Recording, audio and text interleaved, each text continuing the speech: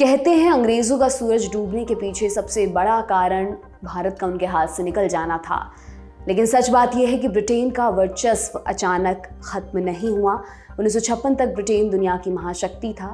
फिर एक रोज दुनिया के दूसरे छोर पर बनी नहर के पानी में कुछ लहरें उठीं और जब तक वो थमी, ब्रिटेन के नाम के आगे महाशक्ति का टैग हट चुका था।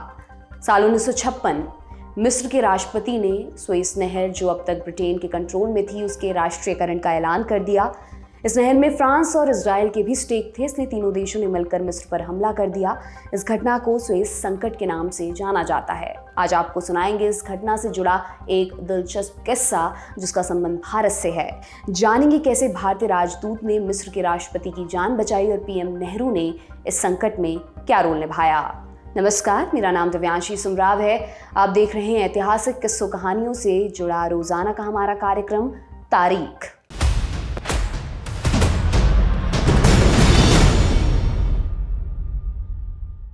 किस्से की शुरुआत होती है जुलाई 1956 से।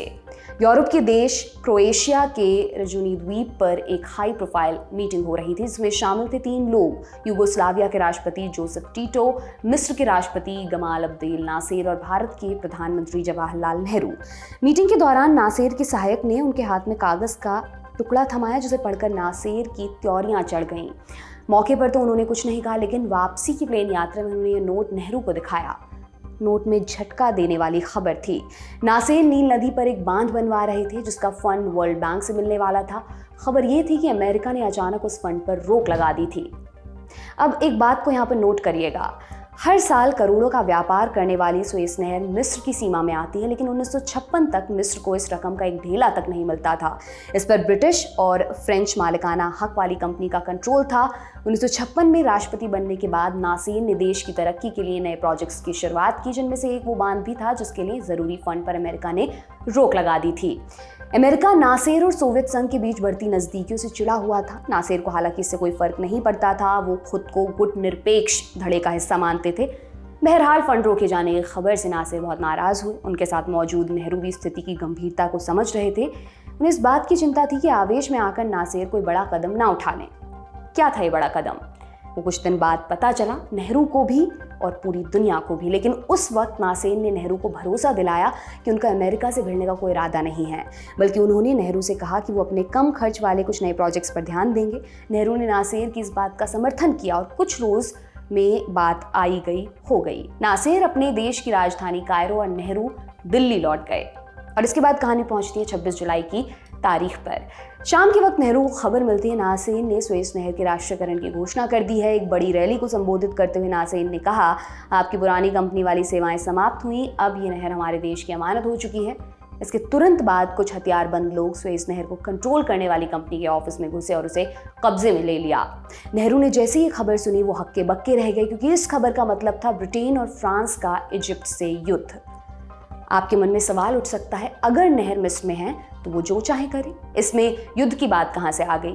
मसला थोड़ा पेचीदा है, इसलिए एक बार संक्षेप में लेकिन अच्छे से समझ लेते हैं। सुएज नहर साल 1869 में बनकर पूरी हुई। ये इसलिए बनाई गई थी ताकि भूमध्य सागर और भारतीय महासागर के बीच एक सीधा रास्ता बनाया जा सके। इससे पहले जहाज़ों को भारत आने के लिए अफ्रीकी महाद्वीप का चक्कर लगाकर आना पड़ता था। सुएज नहर बनाने के लिए एक कंपनी बनाई गई थी, सुएज कैनाल कंपनी, जिसमें ब्रिटेन, फ्रांस और अमेरिका के निवेशकों का पैसा लगा था। कुछ हिस्सेदारी मिस्र की भी थी, लेकिन नहर बनने के कुछ सालों बाद उन्होंने हिस्सेदारी ब्रिटेन को बेच दी। धीरे धीरे पूरे इजिप्ट पर ब्रिटेन का कंट्रोल हो गया। 1936 में ब्रिटेन ने मिस्र का प्रशासन छोड़ दिया, लेकिन सुएज नहर की रक्षा के लिए उनके 90,000 सैनिक यहीं तैनात रहे। द्वितीय विश्व युद्ध के बाद जब ब्रिटेन की माली हालत पतली होने लगी, उन्होंने अपने बाकी बचे सैनिक भी वापस बुला लिए और 13 जून 1956 के रोज सुएज नहर का इलाका मिस्र के हवाले कर दिया। हालांकि इसके बाद भी नहर का कंट्रोल सुएज कैनाल कंपनी के पास ही रहा, जिसमें जैसा पहले हमने बताया ब्रिटेन और फ्रांस का हिस्सा था। इसका मतलब जब नासेर ने नहर के राष्ट्रीयकरण की घोषणा की, फ्रांस और ब्रिटेन में हड़कंप मचना लाजमी था। ब्रिटेन में नासेर की तुलना हिटलर से की जाने लगी और वहां के प्रधानमंत्री एंथनी डेन ने युद्ध की तैयारी की बातें करनी शुरू कर दी। युद्ध एकदम शुरू नहीं हुआ। जुलाई में सुएज के राष्ट्रीयकरण का ऐलान हुआ और अगले 3 महीने तक मसले के हल की कोशिश होती रही। अब देखिए भारत का इस संकट में क्या रोल रहा। अंतर्राष्ट्रीय मंच पर नेहरू ने इस मामले में खुलकर नासिर का साथ दिया और सुएज नहर के राष्ट्रीयकरण का समर्थन किया। नेहरू बार बार नासिर के उस वादे की ओर ध्यान दिला रहे थे जिसमें उन्होंने कहा था कि सुएज नहर से जहाज़ों की आवाजाही पर कोई रोक नहीं लगेगी। नेहरू ये कह तो रहे थे, लेकिन अंदर ही अंदर उन्हें युद्ध की चिंता भी थी।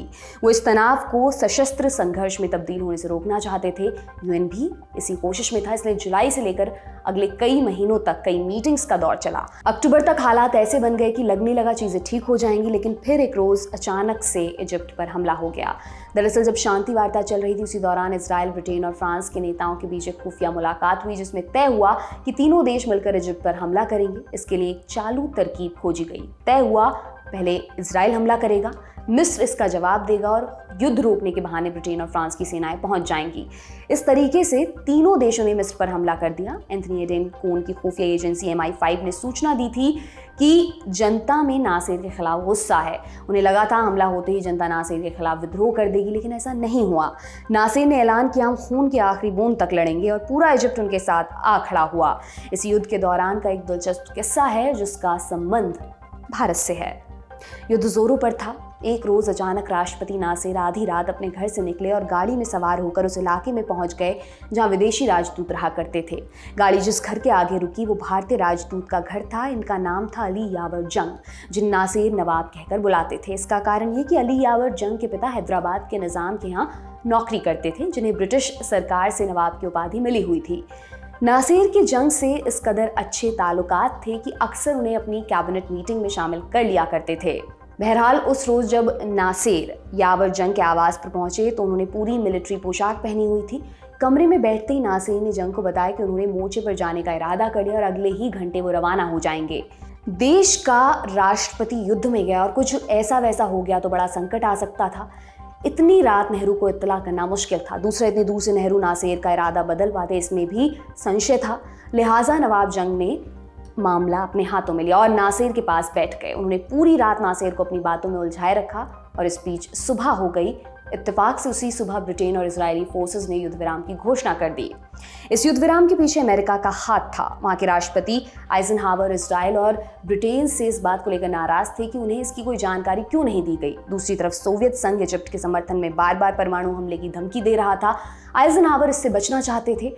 उन्होंने ब्रिटेन, फ्रांस और इजराइल पर प्रतिबंध लगाने की धमकी दी, जिसके चलते तीनों को युद्ध विराम करना पड़ा। Ramnath Goenka life time achievement award से सम्मानित वरिष्ठ पत्रकार इंदर मल्होत्रा इंडियन एक्सप्रेस के एक आर्टिकल में लिखते हैं कि आइजनहावर के इस फैसले में भारत का भी बड़ा रोल था। आइजनहावर और नेहरू के बीच लगातार पत्रों का आदान प्रदान हो रहा था, जिसके बाद दिसंबर महीने में आइजनहावर ने नेहरू को बुलावा भेजा। आइजनहावर के निजी फार्म वाले घर पर दोनों की मुलाकात हुई। यहाँ नेहरू ने सुएज नहर का मुद्दा उठाया, लेकिन आइजनहावर ने सामने से हंगरी की बात छेड़ दी। हंगरी का मुद्दा क्या था? हंगरी सोवियत यूनियन का एक सैटेलाइट स्टेट हुआ करता था। 1956 में वहाँ जनता ने सरकार के खिलाफ विद्रोह कर दिया, जिसे कुचलने के लिए सोवियत यूनियन की सेना हंगरी के अंदर घुस गई और हिंसा में सैकड़ों छात्र मारे गए।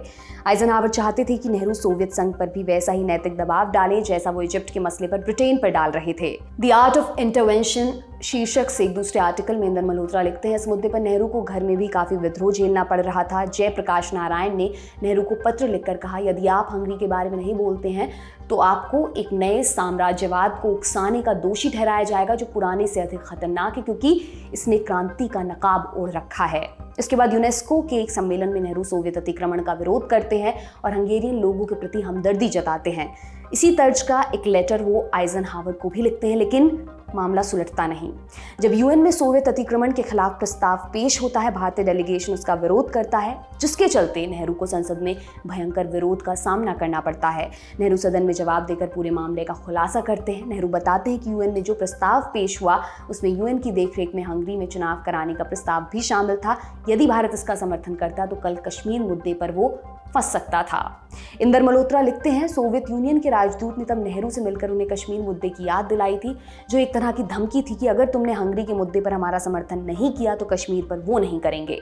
हालांकि इंदर मल्होत्रा ये भी बताते हैं कि इस धमकी का असर उम्मीद से उल्टा हुआ। नेहरू ने अपने अगले ही भाषण में सोवियत संघ के तौर तरीकों का विरोध किया और हंगरी के लोगों के प्रति समर्थन जाहिर किया। इस भाषण पर तब बीबीसी ने लिखा था, नेहरू के भाषण से पता चलता है उन्हें हंगरी की उतनी ही चिंता है जितनी इजिप्ट की।